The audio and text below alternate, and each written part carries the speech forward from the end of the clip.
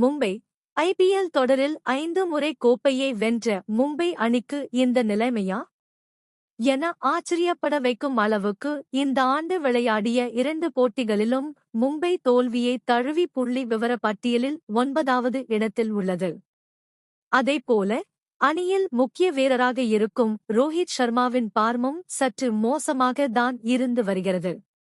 ஏனென்றால் முதல் போட்டியில் 0 ரன்களிலும் அடுத்த போட்டியில் 8 ரன்கள் என ஆட்டமிழந்து கம்பேக் கொடுக்க வேண்டிய சூழலில் அவரும் அணியும் இருக்கிறது. எனவே முன்னாள் கிரிக்கெட் வீரர்கள் பலரும் ரோஹித் சர்மா சிறப்பாக விளையாடி அணியை மீட்டெடுக்க வேண்டும் என தெரிவித்து வருகிறார்கள். அந்த வகையில் இங்கிலாந்து அணியின் கிரிக்கெட் ஜாம்பவான் மைக்கேல் வாகன் மற்றும் இந்திய அணியின் முன்னாள் கிரிக்கெட் ஜாம்பவான் சஞ்சய் மந்த்ரேக்கர் இருவரும் சமீபத்தில் ஊடகம் ஒன்றுக்கு அளித்த பேட்டியில் பேசும்போது ரோஹித் சர்மா சிறப்பாக விளையாடினால்தான் மும்பை அணி பிளே ஆஃப் செல்ல வாய்ப்புகள் அமையும் என கருத்து தெரிவித்ததோடு சில அறிவுரைகளை வழங்கியுள்ளனர்.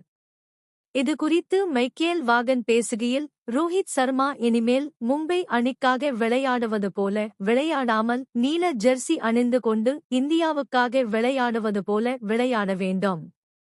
அவர் எப்போதும் ஒரு சிறந்த வீரர் என்பது சொல்லித்தான் தெரிய வேண்டும் என்று இல்லை. ஆனால் மும்பை அணி இந்த ஆண்டு வெற்றி பெற வேண்டும் என்றால் பழையபடி ரோஹித் சர்மா பார்முக்கு வர வேண்டும்.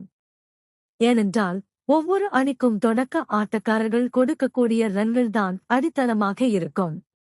மும்பை அணியில் அது இந்த 2 போட்டிகளில் கிடைக்கவில்லை என்பதுதான் தோல்விக்கு காரணமாக பார்க்கிறேன். எனவே ரோஹித் வரும் போட்டிகளில் வலுவான தொடக்கத்தை கொடுத்துவிட்டு சென்றார் என்றால் நிச்சயமாக மும்பையை நாம் பழைய மும்பையாக பார்க்கலாம்.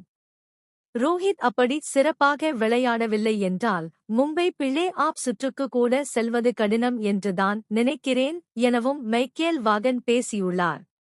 அவரை தொடர்ந்து பேசிய சஞ்சய் மந்த்ரேக்கர், ரோஹித் தன்னுடைய கிரிக்கெட் வாழ்வியல் மிகவும் முக்கியமான கட்டத்தில் இருப்பதாக நான் நினைக்கிறேன்.